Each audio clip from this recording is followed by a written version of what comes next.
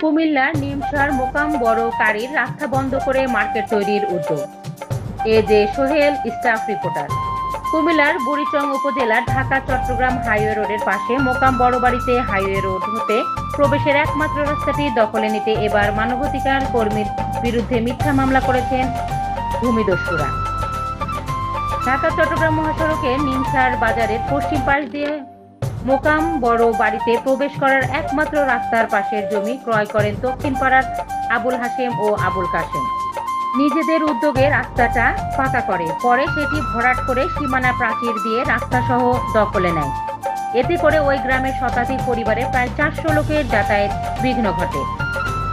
স্থায়ীদের অভিযোগের ভিত্তিতে থানা, পুলিশ ও তহসিলদারদের এই পরামর্শে জমি মেপে রাস্তা ছেড়ে দেওয়ার কথা হলেও তা আমলে নেননি সদ্য জমির মালিক হওয়া হাশেম ও কাশেম। এ বিষয়ে স্থায়ী গ্রামবাসীদের সহযোগিতা করায় মানবাধিকার কর্মী ও সিঙ্গাপুর প্রবাসী বাবুল মিয়ার বিরুদ্ধে এবার মিথ্যা মামলা দিয়ে তাকে হয়রানি করা হচ্ছে বলে স্থানীয়দের দাবি।